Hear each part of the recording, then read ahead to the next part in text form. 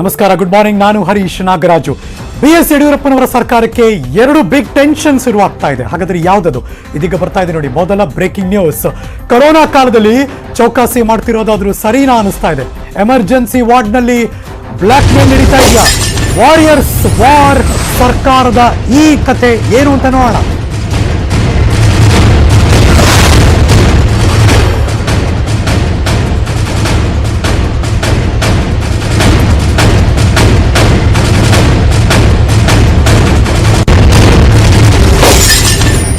ಖಾಯಂಗೆ ಒತ್ತಾಯಿಸಿ ವೈದ್ಯರು ಹೋರಾಟ ಮಾಡ್ತಿದ್ದಾರೆ.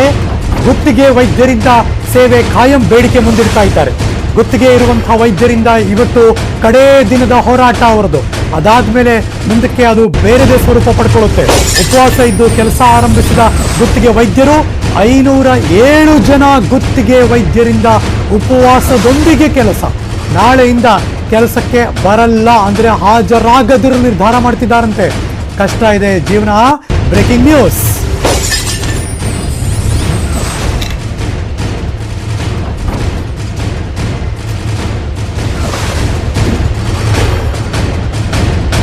ಇವತ್ತು ಅವ್ರು ಹೇಳ್ತಿದ್ದಾರೆ, ಅಧಿಕಾರಿಗಳ ಹೊಟ್ಟೆ ತಣ್ಣಗಿರ್ಲಿ, ನಾವು ಉಪವಾಸ ಇದ್ಕೊಂಡು ಕೆಲಸ ಮಾಡ್ತೀವಿ ಅಂತ. ಗುತ್ತಿಗೆ ವೈದ್ಯರಿಂದ ಒಂದು ವಿನೂತನ ಹೋರಾಟ ನಡೀತಾ ಇದೆ. ಸರ್ಕಾರಕ್ಕೆ ಈ ಮೂಲಕ ಬಿಸಿ ಮುಟ್ಟಿಸುವಂತಹ ಕೆಲಸ ಅವ್ರದ್ದು.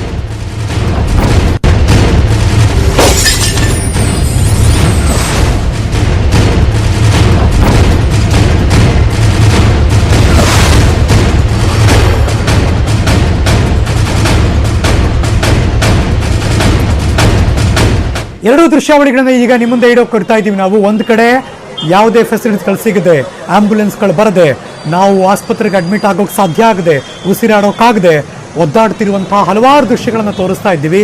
ಬಲಭಾಗದಲ್ಲಿ ನಮ್ಮನ್ನು ಖಾಯಂ ಮಾಡಿ ಅಂತ ವೈದ್ಯರು ಹೋರಾಟ ಮಾಡ್ತಿದ್ದಾರೆ. ಗುತ್ತಿಗೆಯಲ್ಲಿರುವಂತಹ ವೈದ್ಯರವರು ಅವರೆಲ್ಲರೂ ಕೂಡ ಹೋರಾಟ ಮಾಡ್ತಿದ್ದಾರೆ. ಆದರೆ ಇವತ್ತು ಒಂದಿನ ಅವರು ಉಪವಾಸ ಇದ್ದುಕೊಂಡು ಟ್ರೀಟ್ಮೆಂಟ್ ಮಾಡ್ತೀವಿ, ನಾಳೆಯಿಂದ ನಾವು ಬರಲ್ಲ ಅಂತ ಕ್ಲಿಯರ್ ಕಟ್ ಆಗಿ ಅವರು ಕೂಡ ಹೇಳ್ತಿದ್ದಾರೆ. ಸರ್ಕಾರಕ್ಕೆ ಈಗ ಟೆನ್ಷನ್ ಮೇಲೆ ಟೆನ್ಷನ್ ಶುರುವಾಗ್ತಾ ಇದೆ. ಇದುವರೆಗೆ ಅವರೆಲ್ಲರೂ ಕೂಡ ಹೋರಾಟ ಮಾಡ್ತಿದ್ರು. ಇವತ್ತೊಂದಿನ ಉಪವಾಸ ಇದ್ಕೊಂಡು ಹೋರಾಟ ಮಾಡ್ತೀವಿ, ನಾಳೆಯಿಂದ ನಾವು ಬರಲ್ಲ, ಉಪವಾಸ ಇದ್ರೂ ಜೊತೆಗೆ ಟ್ರೀಟ್ಮೆಂಟ್ ಕೊಡೋಕ್ಕೆ ಬರಲ್ಲ ಅಂತ. ಎಡಭಾಗದಲ್ಲಿ ನೋಡ್ತಿದ್ದೀರಿ, ಸೋಂಕಿತ ದಯವಿಟ್ಟು ನಮಗೆ ಕರ್ಕೊಂಡು ಹೋಗ್ಬಿಡ್ರಪ್ಪ, ಪ್ಲೀಸ್ ಅಡ್ಮಿಟ್ ಮಾಡಿ, ನಮಗೆ ಟ್ರೀಟ್ಮೆಂಟ್ ಕೊಡಿಸಿ, ಹೆಂಗಾರು ಮಾಡಿ ನಮಗೆ ಬಚಾವ್ ಮಾಡಿಬಿಡಿ ಅಂತ ಅವರೆಲ್ಲರೂ ಕೂಡ ನರಳಾಟ ಪಡ್ತಿದ್ದಾರೆ. ಇನ್ನೊಂದು ಕಡೆ ಬೆಡ್ ಸಿಗ್ತಿಲ್ಲ ಆಸ್ಪತ್ರೆಗಳಲ್ಲಿ, ಮಗದೊಂದು ಕಡೆ ಬೆಡ್ ಅರೇಂಜ್ ಮಾಡ್ತೀವಿ ಅಂತಾರೆ. ಅರೇಂಜ್ ಮಾಡಿದ್ರು ಟ್ರೀಟ್ಮೆಂಟ್ ಮಾಡೋಕ್ಕೆ ಡಾಕ್ಟರ್ಸ್ಗಳು, ನರ್ಸ್ಗಳು ಇಲ್ಲದೆ ಹೋದರೆ ಏನು ಸಾರ್ಥಕತೆ ಹಂಗಿದ್ರೆ? ಇದೆಲ್ಲವೂ ಕೂಡ ಸರ್ಕಾರಕ್ಕೆ ದೊಡ್ಡ ತಲೆನೋವೀಗ. ನನ್ನಂತೆ 507 ಜನ ಇದ್ದಾರೆ. ನಾವು ಗ್ರಾಮೀಣ ಪ್ರದೇಶದಿಂದ ಬಂದಂತವರು ಹಳ್ಳಿಗಾಡುಗಳಲ್ಲಿ ಕೆಲಸ ನಿರ್ವಹಿಸ್ತಾ ಇದ್ದೀವಿ. ನಾವು ನ್ಯಾಷನಲ್ ಪ್ರೋಗ್ರಾಮ್ಸ್ ಇರ್ಬೋದು, ಆಟೋಪ್ಸಿ ಇರ್ಬೋದು, ಡೆಲಿವರೀಸ್ ಇರ್ಬೋದು, ಕೋವಿಡ್ ಡ್ಯೂಟಿ ಇರ್ಬೋದು, ಎಲ್ಲವನ್ನೂ ಮಾಡ್ತಾ ಇದ್ದೀವಿ. ಯಾವುದನ್ನು ನಾವು ಮಾಡಲ್ಲ ಅಂತ ಹೇಳಿಲ್ಲ. ಸುಮಾರು 1000ಕ್ಕಿಂತ ಹೆಚ್ಚು ಖಾಲಿ ಹುದ್ದೆಗಳಿದೆ. ಸೊ ನಾವು ಕೇಳಿದ್ವಿ ರೆಗ್ಯುಲರೈಸ್ ಮಾಡಿಕೊಡಿ ಅಂತ. ಸೊ ನಾವೇ 507 ಜನ ಇದ್ದೀವಿ, ನಮ್ಮನ್ನೇ ರೆಗ್ಯುಲರೈಸ್ ಮಾಡ್ಕೊಳ್ಳಿ ಅಂತ ಕೇಳಿದ್ವಿ. ಅವರು ಅದಕ್ಕೆ ನಮ್ಗೇನು ರೆಸ್ಪಾಂಡ್ ಮಾಡ್ತಾ ಇಲ್ಲ. ಸ್ಯಾಲ್ರಿ ಹೈಕ್ ಮಾಡ್ತೀವಿ, ನೀವು ರೆಗ್ಯುಲರೈಸ್ ಮಾಡಬೇಡಿ, ಡಿಮ್ಯಾಂಡ್ ಮಾಡಬೇಡಿ ಅಂತ ಕೇಳ್ತಾ ಇದ್ದಾರೆ. ಮಾನವೀಯತ ದೃಷ್ಟಿಯಿಂದ ನೋಡಿ, ನಾವು ಕೊರೋನಾ ವೈರಸ್ ಡ್ಯೂಟಿಯಲ್ಲಿ ನಮ್ಮ ಫ್ಯಾಮಿಲಿನ ಹಿಂದೆ ಇಟ್ಕೊಂಡು ನಾವು ಕೆಲಸ ಮಾಡ್ತಾ ಇದ್ದೀವಿ. ನಮಗೆ ಒಂದು ಜಾಬ್ ಅಶ್ಯೂರೆನ್ಸ್ ಇಲ್ಲ, ಒಂದು ಹೆಲ್ತ್ ಅಶ್ಯೂರೆನ್ಸ್ ಇಲ್ಲ. ನಾವೇನಾದ್ರೂ ಹೆಚ್ಚು ಕಡಿಮೆ ಆಗಿ ನಾವೇನಾದ್ರೂ ತೀರ್ ಹೋಗೋದು ಏನಾದ್ರೂ ಆಯ್ತು ಅಂತ ಅಂದ್ರೆ ನಮ್ಮ ಫ್ಯಾಮಿಲಿ ಬೀದಿಗೆ ಬರುತ್ತೆ. ನಮ್ಮ ಫ್ಯಾಮಿಲಿಗೆ ಯಾರು ಆಗ್ತಾರೆ? ದಯವಿಟ್ಟು ನಮ್ಮನ್ನ ಮನುಷ್ಯರು ಅಂತ ಫಸ್ಟ್ ನೋಡಿ, ನಮ್ಮನ್ನ ರೆಗ್ಯುಲರೈಸ್ ಮಾಡ್ಕೊಳ್ಳಿ. ನಾವು ಈ ಹೋರಾಟನ ನಾವು ಬಿಡೋದಿಲ್ಲ. ನಾವು ನಿನ್ನೆ ಅಷ್ಟೇ ಕಪ್ಪು ಬಟ್ಟೆಯನ್ನ ಧರಿಸ್ಬಿಟ್ಟು ನಾವು ಸ್ಟ್ರೈಕ್ ಮಾಡಿದ್ವಿ. ಇವತ್ತು ನಾವು ನಮ್ಮ ಕೊನೆಯ ದಿನನ ಉಪವಾಸ ಸತ್ಯಾಗ್ರಹ ಮಾಡಿ ಹಸುಕೊಂಡು ಕೆಲಸ ಮಾಡ್ತೀವಿ. ನಿಮಗೆ ತಿಳಿದಿರುವ ಹಾಗೆ ನಿನ್ನೆ ನಾವೆಲ್ಲ ಸುಮಾರು 500ಕ್ಕೂ ಹೆಚ್ಚು ಜನ ಕಪ್ಪು ಪಟ್ಟಿ ಧರಿಸಿ ಗುತ್ತಿಗೆ MBBS ವೈದ್ಯರು ಸೇವೆಗೆ ಹಾಜರಾಗಿದ್ದೆವು. ಇದರ ಉದ್ದೇಶ ಇಷ್ಟೇ, ನಮ್ಮ ಬೇಡಿಕೆಯಾದ ಹಲವಾರು ತಿಂಗಳಿಂದ, ಹಲವಾರು ವರ್ಷಗಳಿಂದ ನಾವು ಕೇಳ್ಕೊಂತ ಬರ್ತಾ ಇರುವ ಬೇಡಿಕೆಯಾದ ನಮ್ಮ ಕಾಯಮಾತಿ. ಆದರೆ ಸರ್ಕಾರದಿಂದ ಯಾವುದೇ ಪೂರಕ ಸ್ಪಂದನೆ ಸಿಗಲಿಲ್ಲ. ಹಾಗಾಗಿ ನಾವು ಇವತ್ತು ಪೂರ್ತಿ ದಿವಸ ಉಪವಾಸ ಇದ್ದು ಕೆಲಸಕ್ಕೆ ಹಾಜರಾಗುತ್ತಿದ್ದೇವೆ. ಬಹುಶಃ ಇದೇ ಕೊನೆಯ ದಿನದ ಕೆಲಸ ಆಗಬಹುದು ನಾಳೆಯಿಂದ. ಯಾಕಂದರೆ ನಾವು ನಾಳೆಯಿಂದ ಸಾಮೂಹಿಕ ರಾಜೀನಾಮೆ ನೀಡುತ್ತಿದ್ದೇವೆ. ಈ ನಿರ್ಧಾರಕ್ಕೆ ನಾನು ರಾಜ್ಯದ ಜನತೆಗೆ ಕೇಳೋದಂದರೆ, ನಮ್ಮನ್ನು ದಯವಿಟ್ಟು ದೂಷಿಸದಿರಿ. ನಾವು ಸರ್ಕಾರದಿಂದ ನಮಗೆ ಕಾಯಮಾತಿ ಬಗ್ಗೆ ನಿರ್ಧಾರ ಆದರೆ ನಾವು ಮರುದಿವಸವೇ ಕೆಲಸಕ್ಕೆ ಹಾಜರಾಗಲು ನಾವು ತುಂಬ ಖುಷಿಯಿಂದ ನಾವು ಸಿದ್ಧರಿದ್ದೇವೆ. ಈ ಸಂದರ್ಭದಲ್ಲಿ ಮಾತಾಡೋದಕ್ಕೆ ಡಾಕ್ಟರ್ ನಿತಿನ್ ನಮ್ಮ ಜೊತೆ ದೂರವಾಣಿ ಸಂಪರ್ಕದಲ್ಲಿದ್ದಾರೆ. ಡಾಕ್ಟ್ರೇ ನಮಸ್ಕಾರ. ನಮಸ್ತೆ ಸರ್. ಈಗಿರುವ ಸಾಂಕ್ರಾಮಿಕ ರೋಗದ ಹರಡುವಿಕೆ ಸಂದರ್ಭದಲ್ಲಿ ಮಾತಾಡೋದಾದ್ರೆ ನಾಟ್ ಎ ಗುಡ್ ಸೈನ್ ಈ ತರ ಬೆಳವಣಿಗೆ. ಅಂದ್ರೆ ಡಾಕ್ಟರ್ಸ್ಗಳ ಅವಶ್ಯಕತೆ ಎಷ್ಟು ಅಂತ ಎಲ್ಲರಿಗೂ ಕೂಡ ಗೊತ್ತು. ಆದ್ರೆ ನಿಮ್ ಕಡೆಯಿಂದ ನಿಮ್ಮ ಕಷ್ಟವೂ ಸರ್ಕಾರಕ್ಕೆ ಅರ್ಥ ಆಗಬೇಕಾಗಿತ್ತು ಈಗಾಗಲೇ. ಬಟ್ ವೈ ಯು ಚೂಸ್ ಈ ಟೈಮಲ್ಲಿ ಈ ಹೋರಾಟ? ಸರ್, ಈ ಟೈಮಲ್ಲಿ ಮಾಡ್ತಿರೋಂತ ಹೋರಾಟ ಅಲ್ಲ ಸರ್ ಇದು. ಇದು doctor with all due respect you ಮತ್ತು ನಿಮ್ಮ ಟೀಮ್ಗೆ, ನನಗೆ ಇದ್ರ ಬಗ್ಗೆ ಅರಿವಿದೆ ಯಾವಾಗಿಂದ ಹೋರಾಟ ಶುರುವಾಯ್ತು, ಏನ್ ನಡೀತಿದೆ ಅಂತ. ಬಟ್ ನಾನ್ ಕೇಳ್ತಿರೋದು ತೀವ್ರತರವಾಗಿ ಕೆಲಸಕ್ಕೆ ಬರೋದೇ ಇಲ್ಲ ಅಂತ ಡಿಸಿಷನ್ ಬರೋದಕ್ಕೆ ಯಾಕೆ ಕಾರಣ ಈ ಸಂದರ್ಭದಲ್ಲಿ ಅಂತ ಅಷ್ಟೇ. ಸರ್, ಈ ಸಂದರ್ಭದಲ್ಲೂ ನಾವು ಒಂದಿನಕ್ಕೆ ಶುರು ಮಾಡಿಲ್ಲ ಸರ್. ಈಗಾಗಲೇ ನಾವು ತುಂಬಾ ಸಲ ಮನವಿ ಮಾಡಿದ್ವಿ ಕನ್ಸರ್ನ್ ಹೈಯರ್ ಅಥಾರಿಟೀಸ್ಗೆ, ನಮ್ಮ ಮಾನ್ಯ ಮುಖ್ಯಮಂತ್ರಿಗಳಲ್ಲಿ, ಆರೋಗ್ಯ ಸಚಿವರಲ್ಲಿ, ಮತ್ತೆ ನಮ್ಮ ಅಪಾರ ಮುಖ್ಯ ಕಾರ್ಯದರ್ಶಿಗಳಲ್ಲಿ, ನಿರ್ದೇಶಕರಲ್ಲಿ ಎಲ್ಲರನ್ನೂ ಕೇಳ್ಕೊಂಡ್ವಿ ಸರ್. ಸರ್, ಏನಂದ್ರೆ ನಮ್ಗೆ ಸೇವಾ ಭದ್ರತೆ ಕೊಡಿ, ಕೊರೋನಾ ಡ್ಯೂಟಿ ನಾವು ಮಾಡ್ತಿದೀವಿ, ಇವಾಗಲೂ ಕೂಡ ಮಾಡ್ತಿದೀವಿ. ಏನಂದ್ರೆ ನಾವೇ ಫ್ರಂಟ್ ಲೈನ್ ಯಂಗ್ಸ್ಟರ್ಸ್ ಆಗಿರೋದನ್ನ ಸ್ಟಾಪ್ ತೆಗೆಯೋದಕ್ಕಾಗ್ಲಿ ಅಥವಾ ಪೇಷಂಟ್ ನ ಐಸಿಯು ಟ್ರೀಟ್ ಮಾಡೋದಕ್ಕಾಗ್ಲಿ, ಐಸೋಲೇಷನ್ ಸೆಂಟರ್ಸ್ ಅಲ್ಲಾಗ್ಲಿ ನಾವು ಡ್ಯೂಟಿ ಮಾಡ್ತಿದೀವಿ ಸರ್. ಮುಂದೆನೂ ಹೀಗೆ ಮಾಡ್ತೀವಿ. ಬಟ್ ಒಂದು ಮುಖ್ಯ ಕಾರಣ ಏನಂದ್ರೆ ಇವಾಗ ನಿಮ್ಗೆ ಗೊತ್ತಿರಂಗೇನೆ ಸರ್, ನೀವೇ ಟಿವಿಲೆಲ್ಲ ಹೇಳಿದೀರಾ 30 ವರ್ಷ ವಯಸ್ಸಾಗಿರೋ ಡಾಕ್ಟರ್ ಕೂಡ ಸತ್ತಿದ್ದಾರೆ, ಎಷ್ಟೊಂದ್ ಜನ ಪ್ರೆಷರ್ ಗೌರ್ಮೆಂಟ್ ಅವ್ರು ಏನ್ ಹೇಳ್ತಿದ್ದಾರೆ ಸರ್. ನಮ್ಗೆ ಮಾನ್ಯ ಆರೋಗ್ಯ ಸಚಿವರು ನಾವು ಅವ್ರ ಬೇಡಿಕೆ ಇಟ್ಟಾಗ 17ನೇ ತಾರೀಕು ಜೂನ್ 17ನೇ ತಾರೀಕು ಸರ್ ನಮ್ಗೆ ಆಗ್ತಿಲ್ಲ ಅಂತ ನಾವ್ ಹೇಳಿದಾಗ, ಇನ್ನ ಗ್ಯಾರಂಟಿ ಖಂಡಿತ ಕಾಯಂ ಮಾಡಿಸ್ಕೊಡ್ತೀನಿ, ನಾನ್ ಭರವಸೆ ನೀಡ್ತಿದ್ದೀನಿ ಅಂತ ಹೇಳಿದ್ರು ಸರ್. ಅದೇ ನಂಬಿಕೆ ಮೇಲೆ ನಾವಿದ್ವಿ. ಆದ್ರೆ ಇವಾಗ ನೋಡಿದ್ರೆ ಮೊನ್ನೆ ರೀಸೆಂಟ್ ಆಗಿ ಒಂದು ಸ್ಟೇಟ್ಮೆಂಟ್ ಕೊಟ್ರು ಸರ್, ನಿಮ್ಗೆ 15,000 ವೇತನ ಜಾಸ್ತಿ ಮಾಡ್ತೀವಿ, ಯಾವುದೇ ಕಾರಣಕ್ಕೂ ಕಾಯಂ ಮಾಡೋದನ್ನ ನಮ್ನ ಕೇಳ್ಬೇಡಿ ಅಂತ. ದುಡ್ಡಿನ ಆಸೆಗೋಸ್ಕರ ಈ ಕೆಲಸ ಮಾಡ್ತಿಲ್ಲ ಸರ್, ಅದನ್ನ ದಯವಿಟ್ಟು ಅರ್ಥ ಮಾಡ್ಕೊಂಡು ನಮ್ ಕಾಯಂ ಸೇವಾ ಭದ್ರತೆ ಬೇಕು ಅಂತ ಅಷ್ಟೇ ಸರ್ ನಮ್ಮ ಮನವಿ, ಬೇರೆ ಏನೂ ಇಲ್ಲ ಸರ್. ಅಲ್ಲ, ಸರ್ಕಾರಕ್ಕೆ ಈ ಮೂಲಕ ನಿಮ್ ಕಡೆಯಿಂದ ರಿಕ್ವೆಸ್ಟ್ ಮತ್ತೆ ಅಥವಾ ಇಲ್ಲ ಬರಲ್ಲ ಅಂತ ವಾರ್ನಿಂಗ್? ಸರ್, ವಾರ್ನಿಂಗ್ ಅಲ್ಲ ಸರ್, ನಮ್ನ ಪರ್ಮನೆಂಟ್ ಮಾಡ್ಕೊಟ್ರೆ ನಾವು ಯಾವ್ದೇ ಆಗ್ಲಿ ಸರ್, ಇವಾಗ 4 ತಿಂಗಳಿಂದ ಒಂದೇ ರಜೆ ತಗೊಂಡಿರೋ ಕೆಲಸ ಮಾಡ್ತಿದೀವಿ ಸರ್. ಇನ್ನ 1 ವರ್ಷ ಆಗ್ಲಿ ಸರ್, ನಮ್ ಎಷ್ಟಾಗುತ್ತೋ 100% ನಾವು ಎಫೆಕ್ಟಿವ್ ಆಗಿ ಕೆಲಸ ಮಾಡ್ತೀವಿ. ಸರ್ಕಾರ ಸಪೋಸ್ ನೀವು ಬರ್ಲೇಬೇಕು ಅಂತ ಏನಾದ್ರು ಕಟ್ಟಪ್ಪಣೆ ಮಾಡಿದ್ರೆ? ಸರ್, ಬರ್ಲೇಬೇಕು ಅಂತ ಕಟ್ಟಪ್ಪಣೆ ಮಾಡಿದ್ರೆ ಏನು ಮಾಡಕ್ಕಾಗಲ್ಲ ಸರ್, ಬರ್ತೀವಿ ಸರ್. ಬಂದ್ಮೇಲೆ ಕೆಲಸದಲ್ಲಿ ನಾವು ಉಳಿತೀವೋ ಇಲ್ವೋ, ಕೊರೋನಾ ಬಂದು ನಾವು ಕೂಡ ಸಾಕು ನಿತಿನ್. ಡಾಕ್ಟರ್ಗಳು ಏನು ಅಂತ ನಮ್ಮೆಲ್ಲರಿಗೂ ಕೂಡ ಗೊತ್ತು, ಜನಕ್ಕೆ ನೀವು ಹೇಳಿದ್ರಲ್ಲ ಈಗ ವಾಪಸ್ ಬಂದೇ ಬರ್ತೀವಿ ಸರ್ ಅಂತ, ಅರ್ಥ ಮಾಡ್ಕೋಬೇಕು ಆಕ್ಚುಲಿ. ಹೌದು sir, very true. Thank you doctor Nitin, news 18 ಜೊತೆ ಮಾತಾಡಿದ್ದಕ್ಕೆ. ಒಂದ್ ಕಡೆ ವೈದ್ಯರು ಇಷ್ಟೆಲ್ಲ ಒದ್ದಾಡ್ತಿದ್ದಾರೆ, ಅವ್ರು ನಮ್ಮನ್ನು ಕಾಯಂ ಮಾಡಿ ಅಂತ ಕೇಳ್ಕೊತಿದ್ದಾರೆ. ಮಗದೊಂದು ಕಡೆ ನೋಡಿ, ಆಶಾ ಕಾರ್ಯಕರ್ತರು ಕೂಡ ಈಗ ಹೋರಾಟ ಮಾಡ್ತಿದ್ದಾರೆ, ಸರ್ಕಾರದ ವಿರುದ್ಧ ಹೋರಾಟಕ್ಕೆ ಸಿದ್ಧತೆ ಮಾಡ್ಕೋತಿದ್ದಾರೆ. ಯಾಕೆ, ಏನು ಬರ್ತಾ ಇದೆ ನೋಡಿ, ಬ್ರೇಕಿಂಗ್ ನ್ಯೂಸ್.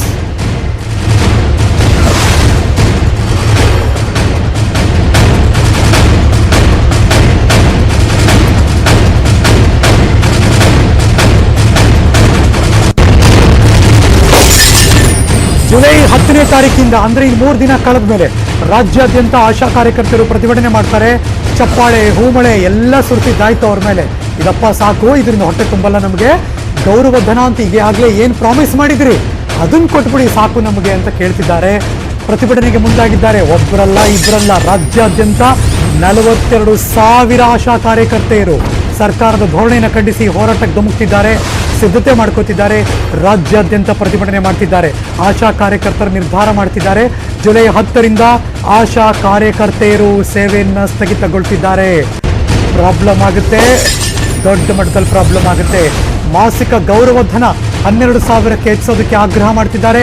ಅಗತ್ಯ ಸೌಲಭ್ಯ ಕಲ್ಪಿಸಬೇಕು ಅಂತ ಆಶಾ ಕಾರ್ಯಕರ್ತರು ಆಗ್ರಹ ಮಾಡ್ತಿದ್ದಾರೆ.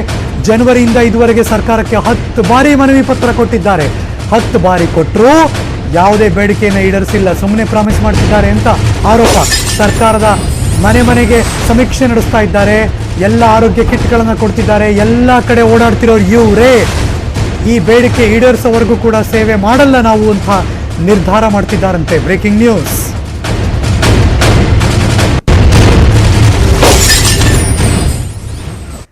ನೀವು ನೋಡ್ತಿರುವಂತಹ ಬೆಳವಣಿಗೆ, ಎಲ್ಲ ಆಶಾ ಕಾರ್ಯಕರ್ತರು ಪಿಂಕ್ ಡ್ರೆಸ್ ಅಲ್ಲಿ ಇದ್ದಾರಲ್ಲ ಅವರೆಲ್ಲರೂ ಕೂಡ ಎಲ್ಲ ಕಡೆ ಅವರೇ ಹೋರಾಡ್ತಾರೆ, ಓಡಾಡ್ತಾರೆ. ಎಲ್ಲ ಹಳ್ಳಿಗೆ ಹೋಗಿ ಫುಡ್ ಕಿಟ್ಸ್ಗಳಿಂದ ಹಿಡಿದು ಆರೋಗ್ಯ ಕಿಟ್ಗಳಿಂದ ಅವರೇ ಕೊಡ್ತಾರೆ. ಎಲ್ಲೋ ಒಂದು ಕಡೆ ತುಂಬ ಜನಕ್ಕೆ ಅವ್ರಿಗೂ ಬಂದಿದೆ ಕೊರೋನಾ ಪಾಸಿಟಿವ್. ಆದರೆ ಎಲ್ಲೂ ಕೂಡ ನಮಗೇನು ಪ್ರಾಮಿಸ್ ಮಾಡ್ತಾರೆ ಅದನ್ನು ಕೊಡಲ್ಲ. ನಮಗೆ ತಿನ್ನೋಕೆ ಒದ್ದಾಡ್ತಿದ್ದೀವಿ. ನಮ್ಮ ಫ್ಯಾಮಿಲಿಯವರು ಎಲ್ಲ ಕಡೆ ಹೂಮಳೆ ಸುರಿಸ್ತಾರೆ, ನಮಗೆ ಗ್ರೇಟ್ ಅಂತಾರೆ, ಅದರಿಂದ ಹೊಟ್ಟೆ ತುಂಬಲ್ವಲ್ಲ ನಮಗೆ ಅಂತ ಕೇಳ್ಕೊಳ್ತಿದ್ದಾರೆ ಸರ್ಕಾರವನ್ನು. ಕಳೆದ ಜನವರಿಯಲ್ಲಿ ಕೂಡ ಈ ಬಗ್ಗೆ ಭಾರಿ ಹೋರಾಟ ಆಯಿತು. 12,000 ಕೇಂದ್ರ ಮತ್ತು ರಾಜ್ಯ ಸರ್ಕಾರದ್ದು ಎರಡೂ ಸೇರಿ ಮಾಡ್ಬೇಕಂತ ನಾವು ಕೋರಿದ್ವಿ. ಸೊ ಈ ಬಗ್ಗೆ ಸೂಕ್ತ ಕ್ರಮ ಕೈಗೊಂಡಿಲ್ಲ. ಕೊರೋನಾ ಬಂದ ಹಿನ್ನೆಲೆಯಲ್ಲಿ ನಾವು ಈ ಬೇಡಿಕೆ ಬಗ್ಗೆ ಮತ್ತೆ ನಾವು ಅದನ್ನ ಕೇಳೋದಕ್ಕೆ ಸಮಯ ಸಿಕ್ಕಿರ್ಲಿಲ್ಲ. ಇದು ಯಾವುದು ಕೂಡ ಸರ್ಕಾರ ಮಾಡಲಿಲ್ಲ ಅಂತಂದು ನಾವು ಮನಸ್ಸಲ್ಲಿ ಇಟ್ಕೊಳ್ದೇನೆ ಕಳೆದ 3.5-4 ತಿಂಗಳಿಂದ ನಿರಂತರವಾಗಿ ಕೊರೋನಾ ವೈರಸ್ ವಿರುದ್ಧ ಹೋರಾಟ ನಡೆಸಿದ್ದೀವಿ. ಸರ್ಕಾರ ಇವತ್ತು ಹಲವಾರು ಕಡೆಯಿಂದ ಹೂಮಳೆ, ಚಪ್ಪಾಳೆ ತಟ್ಟೋದು, ಅದೇ ರೀತಿ ಪ್ರಶಂಸನಾ ಪತ್ರಗಳನ್ನ ಬಿಡುಗಡೆ ಮಾಡಿದೆ. ಇದಕ್ಕೆ ನಿಜವಾಗ್ಲೂ ನಮ್ಗೆ ಸಂತೋಷ ಇದೆ. ಆದ್ರೆ ಆಶಾ ಕಾರ್ಯಕರ್ತೆಯರ ಸೇವೆಗಳು ಏನ್ ಮಾಡ್ತಾ ಇದ್ದಾರೆ, ಆ ಪ್ರಶಂಸೆ ಏನಿದೆ ನಿಮ್ಗೆ ನಿಜವಾಗ್ಲೂ ಕೂಡ ಅವರು ಮಾಡುವಂತ ಕೆಲಸಕ್ಕೆ ತಕ್ಕಷ್ಟು ಪ್ರತಿಫಲ ಕೊಡಬೇಕು ಅನ್ನೋದು ಈ ಸಂದರ್ಭದ ನಮ್ಮ ಆಗ್ರಹ ಆಗಿದೆ. ಈ ಒಂದು ಉದ್ದೇಶಕ್ಕಾಗಿ ನಾವು ಅನಿವಾರ್ಯವಾಗಿ ಜುಲೈ 10ನೇ ತಾರೀಕು ಇಡೀ ರಾಜ್ಯಾದ್ಯಂತ 42,000 ಆಶಾ ಕಾರ್ಯಕರ್ತೆಯರು ಏನಿದ್ದಾರೆ ಅವರು ತಮ್ಮ ಸೇವೆಯನ್ನು ಸ್ಥಗಿತಗೊಳಿಸ್ತಾ ಇದ್ದಾರೆ. ಈ ಹೋರಾಟ ಅತ್ಯಂತ ತೀವ್ರಗೊಳಿಸ್ತಾ ಇದೀವಿ. ನಾವು ಸರ್ಕಾರಕ್ಕೆ ಈ ಮೂಲಕ ನಾವು ಎಚ್ಚರಿಕೆ ಕೂಡ ಕೊಡ್ತಾ ಇದ್ದೀವಿ. ಕೂಡಲೇ ಕ್ರಮ ಕೈಗೊಳ್ಳಬೇಕು ಅಂತ ಹೇಳಿ ನಾನು ಆಗ್ರಹ ಪಡಿಸ್ತಾ ಇದ್ದೇನೆ. ಹೋರಾಟಕ್ಕೆ ಮುಂದಾದವರಿಗೆ ಸುಧಾಕರ್ ವಾರ್ನಿಂಗ್ ಕೊಡ್ತಿದ್ದಾರಂತೆ. ಈ ಕ್ಷಣ ಬರ್ತಿರುವಂತಹ ಮಗದೊಂದು ಬ್ರೇಕಿಂಗ್ ನ್ಯೂಸ್. ಗುತ್ತಿಗೆ ವೈದ್ಯರಿಗೆ ಎಚ್ಚರಿಕೆಯನ್ನು ಕೊಟ್ಟಿದ್ದಾರೆ ವೈದ್ಯಕೀಯ ಶಿಕ್ಷಣ ಸಚಿವ doctor K Sudhakar. Breaking news.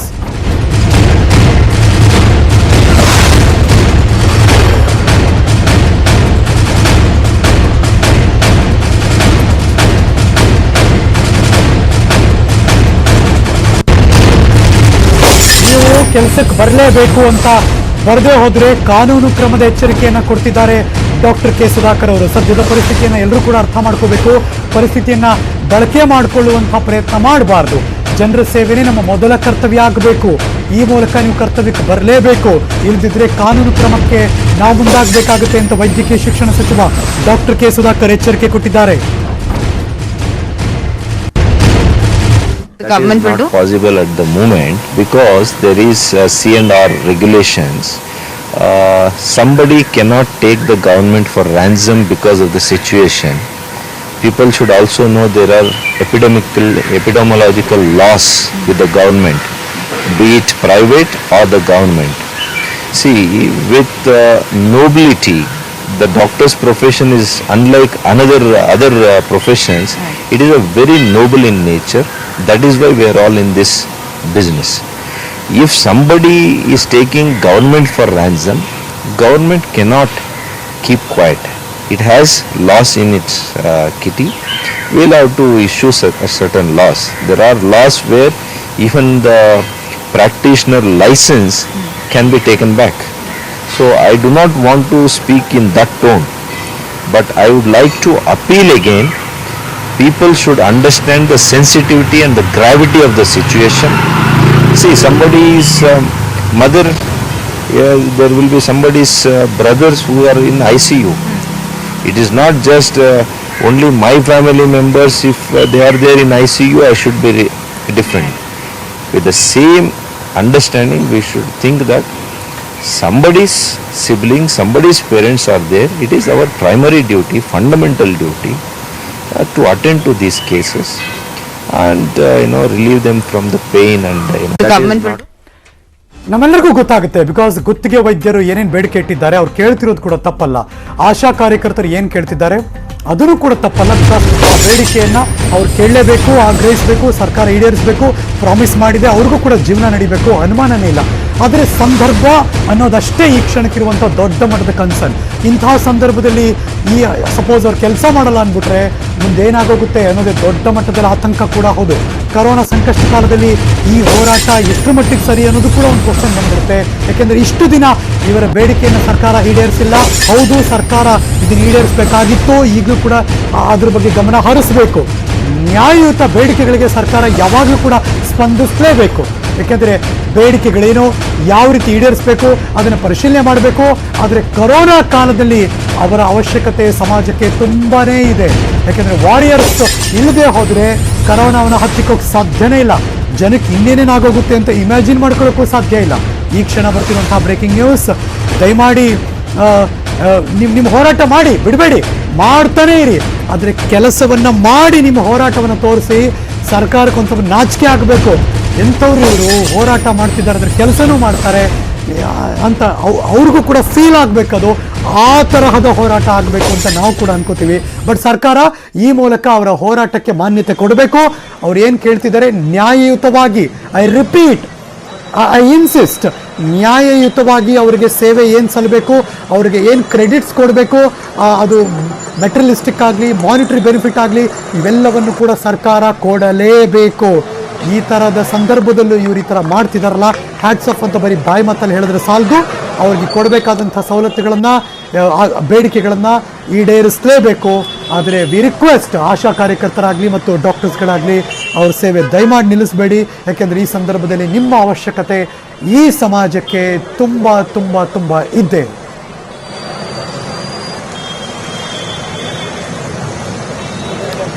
ಈ ಎಲ್ಲ ಬೆಳವಣಿಗೆಗಳ ಬಗ್ಗೆ, ಆಗು ಹೋಗುಗಳ ಬಗ್ಗೆ ಮಾಹಿತಿಯನ್ನು ಕೊಡೋದಕ್ಕೆ, ರಿಯಾಲಿಟಿ ಹೇಳೋದಕ್ಕೆ ನನ್ನ ಸಹೋದ್ಯೋಗಿ ಶರಣು ಹಂಪಿ ನೇರ ಸಂಪರ್ಕದಲ್ಲಿ ಜಾಯಿನ್ ಆಗಿದ್ದಾರೆ.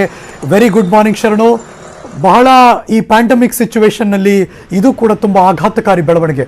ಸಪೋಸ್ ಡಾಕ್ಟರ್ಸ್ಗಳು ನಿಲ್ಲಿಸ್ಬಿಟ್ರೆ, ಆಶಾ ಕಾರ್ಯಕರ್ತರು ಕೆಲಸ ನಿಲ್ಲಿಸ್ಬಿಟ್ರೆ ಇಮ್ಯಾಜಿನೂ ಮಾಡ್ಕೊಳಕ್ಕಾಗಲ್ಲ ಶರಣು, ಇನ್ನೇನೇನೋ ಆಗೋಗ್ಬಿಡುತ್ತೆ ಅಂತ.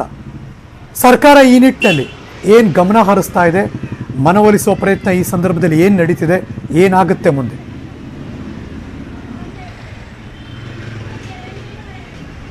Good morning Harish. ಇಲ್ಲಿವರೆಗೂ ಕೂಡ ಸರ್ಕಾರ ಎರಡು ಸಂದಿಗ್ಧ ಪರಿಸ್ಥಿತಿಯನ್ನ ಈಗ ಎದುರಿಸಬೇಕಾದಂತ ಪರಿಸ್ಥಿತಿ ಇದೆ. ಯಾಕಂದ್ರೆ ಜುಲೈ 10ನೇ ತಾರೀಕಿಂದ ರಾಜ್ಯಾದ್ಯಂತ 42,000, ಒಬ್ಬರಲ್ಲ ಇಬ್ಬರಲ್ಲ, ಐ ರಿಪೀಟ್ 42,000 ಜನ ಆಶಾ ಕಾರ್ಯಕರ್ತರಿದ್ದಾರೆ. ಇವರೆಲ್ಲರೂ ಕೂಡ ಕೊರೋನಾ ವಾರಿಯರ್ಸ್. ಇವರು ಬೇಸ್ ಮಟ್ಟದಲ್ಲಿ ಕೆಲಸ ಮಾಡೋರಿದ್ದಾರೆ. ಒಂದು ಸರ್ವೆ ಮಾಡೋದಿರಲಿ, ಕೊರೋನಾದ ಮಾಹಿತಿಯ ಹಿನ್ನೆಲೆಯಲ್ಲಿ ಏನೇ ಕೆಲಸ ಮಾಡಬೇಕಾದ್ರೂ ಕೂಡ ಆಶಾ ಕಾರ್ಯಕರ್ತರ ಸಹಾಯ ಮತ್ತು ಅವರ ಸಹಕಾರ ಮತ್ತು ಕೆಲಸ ಬಹಳ ಅಂದರೆ ಬಹಳ ಇಂಪಾರ್ಟೆಂಟ್ ಆಗ್ತದೆ. ಇಂಥ ಸಂದರ್ಭದಲ್ಲಿ ಇವರು ನಮಗೆ ಬರೀ ಹೂ ಮಳೆ ಬೇಡ, ನಮಗೆ ಗೌರವ ಬೇಡ, ಗೌರವಯುತವಾಗಿ ಕೆಲಸ ಮಾಡಲಿಕ್ಕೆ, ಐ ರಿಪೀಟ್, ಗೌರವಯುತವಾಗಿ ಕೆಲಸ ಮಾಡಲಿಕ್ಕೆ ನಮಗೆ ಅವಕಾಶ ಮಾಡಿಕೊಡಿ. ಇದನ್ನ ನಾವು ಈಗಲ್ಲ, ಜನವರಿ ತಿಂಗಳಿಂದನೂ ಕೂಡ ಮನವಿ ಮಾಡ್ಕೋತಾನೆ ಬರ್ತಾ ಇದೀವಿ. ಒಂದು ವೇತನ ಹೆಚ್ಚಳ ಇರ್ಬೋದು ಮತ್ತು ವಿವಿಧ ಸೌಲಭ್ಯಗಳೇನಿದಾವೆ, ಕೇಂದ್ರ ಸರ್ಕಾರದಿಂದನೂ ಕೂಡ ಸೌಲಭ್ಯಗಳೇನಿದಾವೆ, ಅವೆಲ್ಲವೂ ಕೂಡ ದಯಮಾಡಿ ಕೊಡಿ. ಯಾಕಂದ್ರೆ ಈಗಿನ ಸಂದಿಗ್ಧ ಪರಿಸ್ಥಿತಿಯಲ್ಲಿ ಜೀವನ ಮಾಡೋದು ಕೂಡ ಕಷ್ಟ ಇದೆ. ಇಂಥ ಸಂದರ್ಭದಲ್ಲಿ ನಾವು ನಮ್ಮ ಜೀವವನ್ನ ಒತ್ತೆ ಇಟ್ಟು ಕೆಲಸ ಮಾಡ್ತಾ ಇದೀವಿ. ಆದ್ರೆ ಸರ್ಕಾರ ಏನ್ ಮಾಡ್ತಾ ಇದೆ, ಇಲ್ಲಿವರೆಗೂ ಕೂಡ ಏನ್ ಮಾಡಿತ್ತು ಅಂತೇಳಿ ಪ್ರಶ್ನೆ ಮಾಡಿಕೊಂಡು 10ನೇ ತಾರೀಕು ಪ್ರತಿಭಟನೆ ಮಾಡ್ಲಿಕ್ಕೂ ಕೂಡ ಮುಂದಾಗಿದ್ದಾರೆ. ಆಶಾ ಕಾರ್ಯಕರ್ತರ ಸಂಘಟನೆಯ ಮುಖಂಡರು ಹೇಳ್ತಿರೋದು ಏನಂದ್ರೆ, ನಾವು ಮುಂದೆ ಕೆಲಸ ಮಾಡೋದು ಕೂಡ ಕಷ್ಟ ಆಗತ್ತೆ. ಇಂಥ ಸಂದರ್ಭದಲ್ಲಿ ಕೆಲಸ ಮಾಡಬೇಕು, ಆದರೆ ಪರಿಸ್ಥಿತಿ ಅನಿವಾರ್ಯತೆ ಆ ರೀತಿಯಲ್ಲಿ. ಯಾಕಂದ್ರೆ ಸರ್ಕಾರ ಯಾವುದೇ ರೀತಿಯಾಗಲೂ ಕೂಡ ಸ್ಪಂದನೆ ಮಾಡ್ತಾ ಇಲ್ಲ ಅಂತಲೇ ಹೇಳ್ತಾರೆ. ಇನ್ನೊಂದು ಕಡೆಗೆ ರಾಜ್ಯದಲ್ಲಿ 507 ವೈದ್ಯರಿದ್ದಾರೆ. ಇವರೆಲ್ಲರೂ ಕೂಡ ಗುತ್ತಿಗೆ ಆಧಾರದ ಮೇಲೆ ಸಮುದಾಯ ಆರೋಗ್ಯ ಕೇಂದ್ರ, ಪ್ರಾಥಮಿಕ ಆರೋಗ್ಯ ಕೇಂದ್ರ, ಜಿಲ್ಲಾ ಆರೋಗ್ಯ ಕೇಂದ್ರ, ಹೀಗೆ ಬೇರೆ ಬೇರೆ ಕಡೆಗೆ ಕೆಲಸ ಮಾಡ್ತಾ ಇದ್ದಾರೆ. ನಾವು ರಿಯಾಲಿಟಿ ಚೆಕ್ ಮಾಡಿದಾಗ ಕೂಡ ಖಾಸಗಿ ಆಸ್ಪತ್ರೆಯಲ್ಲಿ ಕೆಲಸ ಮಾಡೋರು ಕೂಡ ಇಲ್ಲ, ಕೆಲಸ ಮಾಡ್ಲಿಕ್ಕೆ ಆಗೋದಿಲ್ಲ. ಒಬ್ಬ ವೈದ್ಯ ಇಲ್ಲ ಅಂದ್ರೆ ಯಾವ ರೀತಿಯಾದ ಪರಿಸ್ಥಿತಿ ಇರ್ತದೆ ಅನ್ನೋದು ಕೂಡ ನ್ಯೂಸ್ 18 ಕನ್ನಡ ರಿಯಾಲಿಟಿ ಚೆಕ್ ಮೂಲಕ ತೋರಿಸ್ತಾ ಇದೆ. ಇಂಥ ಸಂದರ್ಭದಲ್ಲಿ 507 ವೈದ್ಯರೇನಿದ್ದಾರೆ, ಅವರು ಕೇಳ್ಕೊತಿರುವಂತ ಬೇಡಿಕೆ ಏನಿದೆ ಅದು ನಿಜವಾಗ್ಲೂ ಕೂಡ ಸರಿ ಇದೆ. ಇವತ್ತು ಅವರು ಉಪವಾಸ ಸತ್ಯಾಗ್ರಹ ಅಂದ್ರೆ ಉಪವಾಸದಲ್ಲೇ ಇದ್ಕೊಂಡು ಕೆಲಸ ಮಾಡ್ತೀವಿ, ಕೆಲಸ ಏನು ಮಾಡೋದನ್ನ ನಾವು ನಿಲ್ಲಿಸೋದಿಲ್ಲ. ಆದರೆ ನಾಳೆಯಿಂದ ಕೆಲಸ ಮಾಡೋದನ್ನು ಕೂಡ ನಾವು ಹಿಂದೇಟಾಗ್ತೀವಿ ಮತ್ತು ಸಾಮೂಹಿಕ ರಾಜೀನಾಮೆ ನೀಡಲಿಕ್ಕೂ ಕೂಡ ಮುಂದಾಗ್ತೀವಿ ಅನ್ನುವಂತ ಮಾತನ್ನು ಹೇಳ್ತಾರೆ. ಇಲ್ಲಿ ಬಹಳ ಸಮಸ್ಯೆ ಇರೋದು, ಸರ್ಕಾರ ಈ ಕೂಡಲೇ ಇಬ್ಬರಿಗೂ ಕೂಡ ಕರೆದುಕೊಂಡು ಮಾತಾಡಿಸಿ ಅವ್ರನ್ನ ಸಮಾಧಾನ ಮಾಡುವಂತ ಕೆಲಸ ಮಾಡಬೇಕು ಅಥವಾ ಅವರ ಬೇಡಿಕೆಗಳು ಸ್ಪಂದನೆ ಮಾಡಬೇಕು. ಆದ್ರೆ ಈ ಎರಡೂ ಸಮುದಾಯಗಳು ಅಂದ್ರೆ ಇಬ್ಬರು ಕೂಡ ಪ್ರಮುಖ ಜವಾಬ್ದಾರಿಯಲ್ಲಿದ್ದಂಥವ್ರು ಇಂಥ ಪ್ಯಾಂಡಮಿಕ್ ಸಿಚುವೇಶನ್ ಅಲ್ಲಿ ಈ ಪ್ರತಿಭಟನೆ ಮಾಡೋದು, ಕೆಲಸ ಮಾಡದೆ ನಿಲ್ಲಿಸೋದು ಎಷ್ಟು ಸರಿ ಅನ್ನುವಂಥ ಪ್ರಶ್ನೆ ಕೂಡ ಈಗ ಉದ್ಭವ ಆಗಿದೆ. ಥ್ಯಾಂಕ್ ಯು ಶರಣು ಹಂಪಿ, ಈ ಕ್ಷಣದ ಮಾಹಿತಿ ಕೊಟ್ಟಿದ್ದಕ್ಕೆ. ಅಫ್ಕೋರ್ಸ್ ಅವ್ರು ಈ ಸಂದರ್ಭದಲ್ಲಿ ಬೇಡಿಕೆ ಈಡೇರಿಸಿ ಅಂತ ಕೇಳ್ತಿದ್ದಾರೆ, ನಿಜ ತಪ್ಪಲ್ಲ. ಆದರೆ ಸರ್ಕಾರ ಕೂಡ ಒಂದು ಡೆಡ್ ಲೈನ್, ಅಫ್ಕೋರ್ಸ್ ನೆಕ್ಸ್ಟ್ ಇನ್ 1 ತಿಂಗಳಿಗೋ 2 ತಿಂಗಳಿಗೋ ಇದನ್ನು ಮಾಡಿ ಮುಗಿಸ್ತೀವಿ ಅನ್ನೋದಾದ್ರೂ ಒಂದು ಮಾತಾಡಬೇಕೆ. Let's wait. ಇನ್ನೊಂದಷ್ಟು ಇದ್ರ ಬಗ್ಗೆ ಮತ್ತಷ್ಟು ಮಾಹಿತಿ ಕೊಡಬೇಕು ನಿಮಗೆ. ಒಂದು ಚಿಕ್ಕ ಬ್ರೇಕ್ ತೊಗೊಂಡ್ಬರ್ತೀನಿ, ಎಲ್ಲೂ ಹೋಗಬೇಕಾಯ್ತು. Welcome back. ಕೊರೋನಾ ಜನರನ್ನ ಎಷ್ಟು ಭಯಭೀತರನ್ನಾಗಿಸಿದೆ ಅಂತ ನಿಮಗೆ ತೋರಿಸ್ತಾ ಬೇಕು. ಅದಕ್ಕೆ ನಾವು ಒಂದು ಉದಾಹರಣೆ ನಿಮ್ಮ ಮುಂದೆ ಇಡ್ತಾ ಇದ್ದೀವಿ, ನೋಡ್ಬಿಡಿ.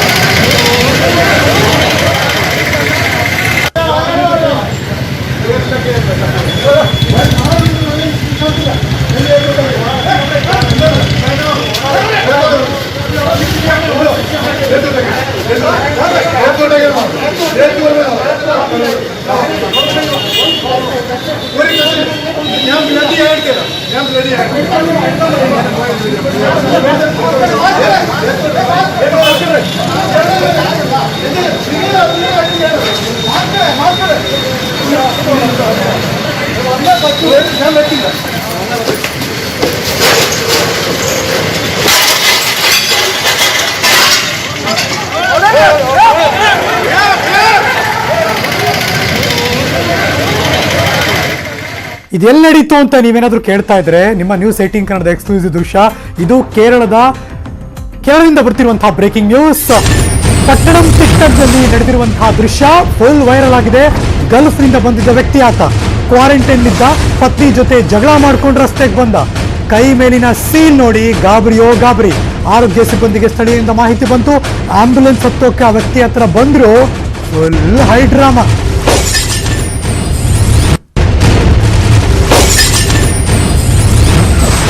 ಕೇರಳದ ಪಟ್ಟಣಂತಿಟ್ಟ ಅನ್ನೋ ಜಾಗ ಇದು.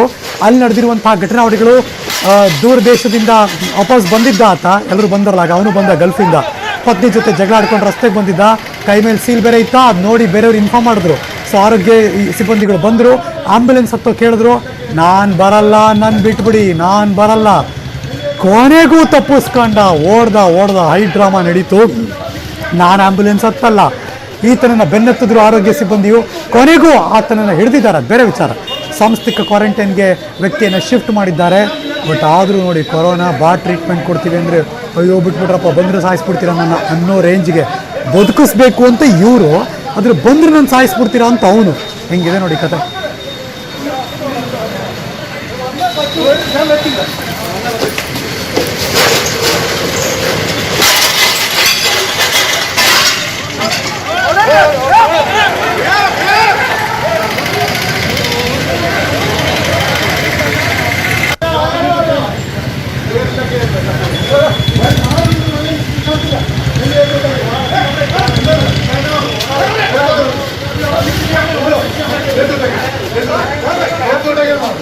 ಮತ್ತಷ್ಟು ಮಾಹಿತಿ ಕೊಡೋದಕ್ಕೆ ನನ್ನ ಸಹೋದ್ಯೋಗಿ ಧರಣೇಶ್ ಬೂಕನಕೆರೆ ದೂರವಾಣಿ ಸಂಪರ್ಕದಲ್ಲಿದ್ದಾರೆ. Good morning Dharanesh. Good morning Harish. ಇದು ಮಾಹಿತಿ ಕೊರತೆನಾ ಜನಕ್ಕೆ, ಅಥವಾ ಕರೋನಾ ಅಂದ್ರೆ ಈ ಮಟ್ಟಕ್ಕೆ ಭಯ ಆಗೋಗಿದ್ಯಾ, ಬಂದ್ರೆ ಸತ್ತೋಗ್ಬಿಡ್ತೀವಿ ನಾವು ಅನ್ನೋ ಭಯದ ವಾತಾವರಣನ ಇದು ಅಂತ? ಹರೀಶ್, ಆಕ್ಚುಲಿ ಕೇರಳದವರು ಕರೋನಾವನ್ನ ಕಂಟ್ರೋಲ್ ಮಾಡೋದ್ರಲ್ಲಿ ಭಾರಿ ಯಶಸ್ಸನ್ನ ಗಳಿಸಿದ್ದಾರೆ. ಮತ್ತೆ ಇದಕ್ಕೆ ಅಲ್ಲಿನ ವ್ಯವಸ್ಥೆ ಮತ್ತು ಜನ ಇಬ್ಬರು ಕೂಡ ಕಾರಣ ಅಂತ ಹೇಳಲಾಗ್ತಾ ಇತ್ತು.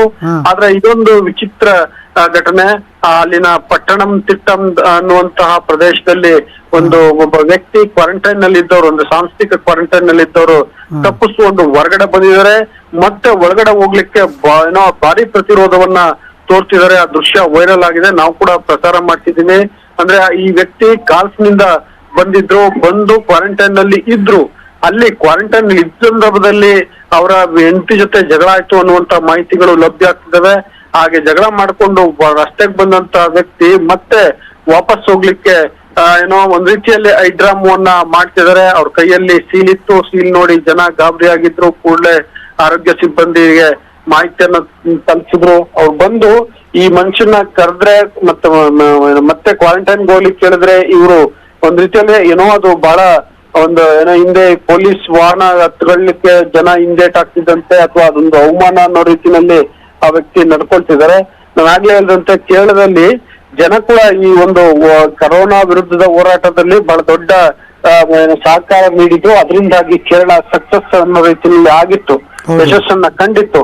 ಆದ್ರೆ ಈ ವ್ಯಕ್ತಿ ಈ ರೀತಿ ಮತ್ತೆ ಸಾಂಸ್ಥಿಕ ಕ್ವಾರಂಟೈನ್ ಹೋಗ್ಲಿಕ್ಕೆ ಪ್ರತಿರೋಧ ತೋರ್ತಾ ಅದಕ್ಕೋಸ್ಕರ ಒಂದು ದೊಡ್ಡ ನಾಟಕವನ್ನೇ ಮಾಡ್ತಿದ್ದಾರೆ. ಈ ವಿಚಿತ್ರ ವಿಡಿಯೋ ಈಗ ವೈರಲ್ ಆಗಿದೆ ಹರೀಶ್. ಬಟ್ ಕೊನೆಗೆ ಆತನನ್ನ ಹಿಡಿದ್ರ ಹೆಂಗೆ ಹಿಡಿದ್ರು? ಅಂದ್ರೆ ಈ ಕಡೆಗೂ ಕೂಡ ಅವ್ರನ್ನ ಬೆದರಿಸಿ, ಪೊಲೀಸರ ಮುಖಾಂತರ ಬೆದರಿಸಿ ಮತ್ತೆ ಎದುರಿಸಿ ಹಿಡಿದು ಮತ್ತೆ ಸಾಂಸ್ಥಿಕ ಕ್ವಾರಂಟೈನ್ಗೆ ಕಳಿಸಲಾಗಿದೆ. ಅವರನ್ನ ಮತ್ತೆ ಅಲ್ಲೇನೆ ಇಡ್ಲಾಗಿದೆ. ಯಾಕೆಂದ್ರೆ ಅಲ್ಲಿ ವ್ಯವಸ್ಥೆ ಕೂಡ ಜನ ನೋಡಿ ಇಮ್ಮಿಡಿಯೇಟ್ ಆಗಿ ಆತನ ಕೈಯಲ್ಲಿದ್ದಂತ ಸೀಲ್ ಅನ್ನ ನೋಡಿ ಆರೋಗ್ಯ ಸೇವಾ ಸಿಬ್ಬಂದಿಗೆ ಮಾಹಿತಿಯನ್ನ ನೀಡಿದ್ದಾರೆ. ಅಂದ್ರೆ ಅರ್ಥ ಜನಕ್ಕೆ ಇನ್ನೂ ಕೂಡ ಈ ಟ್ರೀಟ್ಮೆಂಟ್ ಮೇಲೆ ಆಗ್ಲಿ ವ್ಯವಸ್ಥೆ ಮೇಲೆ ಇನ್ನು ನಂಬಿಕೆ ಇಲ್ಲ, ಅದೇ ಭಯ ಆಗ್ತಿದೆ ಅಂತ ಅಲ್ವಾ? ಅಂದ್ರೆ ಇಲ್ಲ, ಇಡೀ ಕೇರಳದಲ್ಲಿ ಎಸ್ಪೆಷಲಿ ಕೇರಳದಲ್ಲಿ ಅಲ್ಲಿ ಜನ ಕೂಡ ಒಂದಷ್ಟು ಅವೇರ್ನೆಸ್ ಇದೆ. ಅಲ್ಲಿನ ಶೈಕ್ಷಣಿಕ ಮಟ್ಟ ಜಾಸ್ತಿ ಇದೆ, ಜನಕ್ಕೂ ಅವೇರ್ನೆಸ್ ಇದೆ, ಜನರು ಕೂಡ ಸ್ಪಂದಿಸಿದ್ದಾರೆ. ಮತ್ತೆ ಅಲ್ಲಿನ ಆರೋಗ್ಯ ಸಿಬ್ಬಂದಿ ಬಹಳ ಅತ್ಯುತ್ತಮವಾದಂತಹ ಕೆಲಸವನ್ನ ಮಾಡ್ತಿದ್ದಾರೆ. ಇಡೀ ಆರೋಗ್ಯ ವ್ಯವಸ್ಥೆನೆ ಬಹಳ ಒಳ್ಳೆಯದಾಗಿದೆ.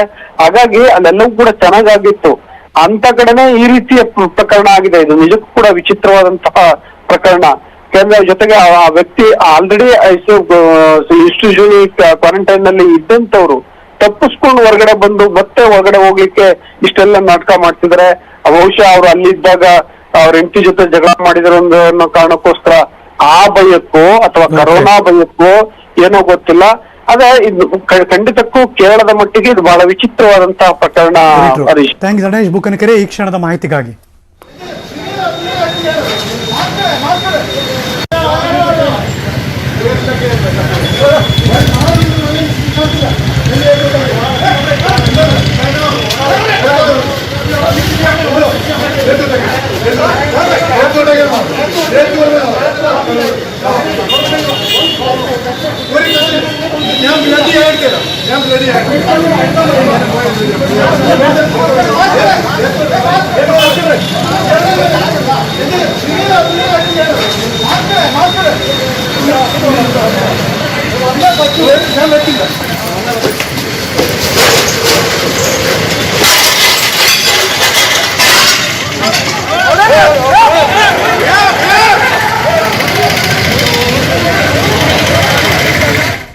ಇಷ್ಟು ತೋರಿಸಿದ್ರಿ ನೀವು, ಹೆಂಗ್ ಸಿಕ್ಬಿದ್ದ ಅನ್ನೋದು ತೋರಿಸ್ತಿಲ್ಲ ಅಂತ ತುಂಬಾ ಜನರಿಗೂ ಅನ್ಸಿರುತ್ತೆ. ಹಾಗಾದ್ರೆ ಹೆಂಗ್ ಸಿಕ್ಕಿಬಿದ್ದ ಅನ್ನೋದು ಕೂಡ ಬಹಳ ಕುತೂಹಲ ಇದ್ರೆ ಈಗ ಬರ್ತಾ ಇದೆ ನೋಡಿ ಬ್ರೇಕಿಂಗ್ ನ್ಯೂಸ್. ಇದೇ ವ್ಯಕ್ತಿ ಅಲ್ಲಿಂದ ಎಸ್ಕೇಪ್ ಆದ ವ್ಯಕ್ತಿ ಹೇಗೆ ಸಿಕ್ಕಿಬಿದ್ದ, ಈತನ ಆರೋಗ್ಯ ಸಿಬ್ಬಂದಿಗಳು ಹೇಗೆ ಹಿಡಿದ್ರು, ಎಸ್ಕೇಪ್ ಆದವ ಸಿಕ್ಕಿಬಿದ್ದ ಎಕ್ಸ್ಕ್ಲೂಸಿವ್ ದೃಶ್ಯ ಕೂಡ ತೋರಿಸ್ತೀವಿ ನೋಡಿ.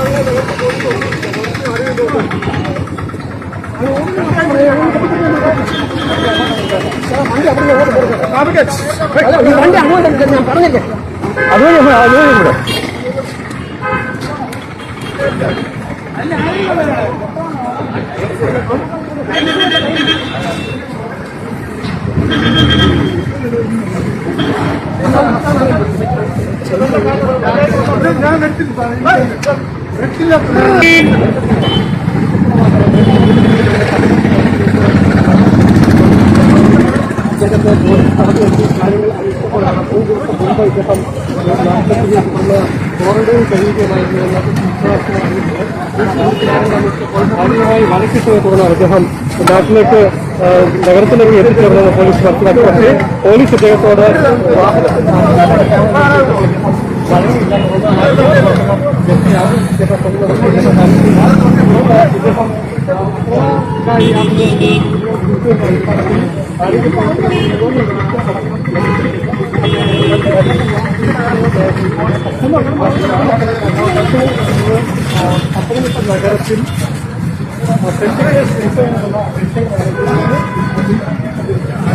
നഗരത്തിൽ ಮುಂದೆ ಇಡ್ತಾ ಇದ್ದೀವಿ. ನಾನು ಬರಲ್ಲ, ಬಿಟ್ಬಿಡಿ ಅಂತ ಆತ ಬರೋಕ್ಕೆ ಒಪ್ತಾನೆ ಇರಲಿಲ್ಲ. ಕೊನೆಗೂ PPT ಕಿಟ್ ಹಾಕೊಂಬಂದು ಅವರು ಕೂಡ ಆತನನ್ನು ಹಿಡಿಯೋ ಪ್ರಯತ್ನ ಮಾಡಿದ್ರು. ಅಲ್ಲಿಂದ ಎಸ್ಕೇಪ್ ಆಗಿ ಓಡಿ ಹೋಗಿದ್ದ. ಅದಾದ್ಮೇಲೆ ಆತ ರಸ್ತೆಯಲ್ಲಿ ಓಡ್ತಿದ್ದಾನೆ. ಇವರು ಓಡಿದ್ರು, ಇವರು ಬಿಡಲ್ಲ, ಅವನು ಸಿಗಲ್ಲ. ಹಂಗಾಯ್ತು ಕತೆ. ಫೈನಲಿ ಹಿಡ್ಕೊಂಡು ಎಳ್ಕೊಂಡು ಕೈ ಕಟ್ಟಿ ಬಾಯಿ ಮುಚ್ಚಿ ಒಂದು ಸ್ಟ್ರೆಚರ್ ತಗೊಂಬಂದು ಹಾಕೊಂಡು ಅದ್ರ ಮೇಲೆ ಹಾಕೊಂಡು ತಳ್ಕೊಂಡು ಹೋಗಿ ಆ್ಯಂಬುಲೆನ್ಸ್ಗೆ ಹಾಕೊಂಡ್ರು. ಇನ್ನೇನು ಮಾಡೋದು, ಬಿಟ್ಬಿಟ್ರೆ ಕತೆ ಮುಗೀತಲ್ಲ.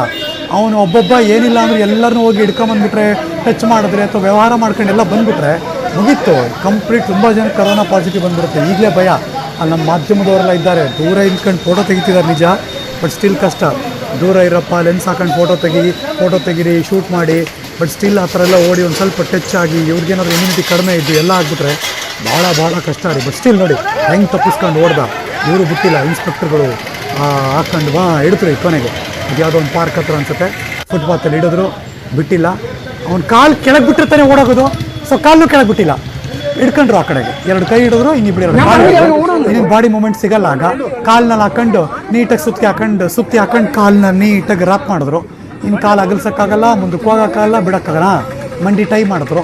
ಸ್ಟ್ರೆಚರ್ ತಗೊಂಬಂದ ಇನ್ನೊಬ್ಬ, ಅದ್ರ ಮೇಲೆ ಹಾಕೊಂಡ್ರು. ಮುಗಿತಲ್ಲ, ಕರೆಕ್ಟ್ ಹಂಗೆ ಮಾಡಿದ್ರು ನೋಡಿ.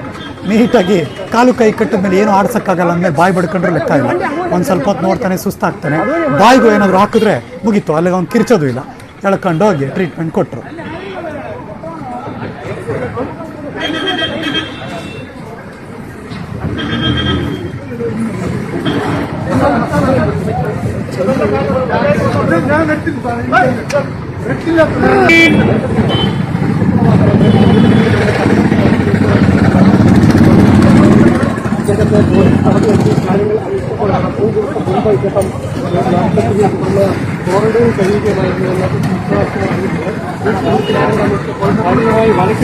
അദ്ദേഹം നാട്ടിലേക്ക് നഗരത്തിലേക്ക് എത്തിച്ചേർന്ന പോലീസ് മനസ്സിലാക്കി. പക്ഷേ പോലീസ് ഇദ്ദേഹത്തോട്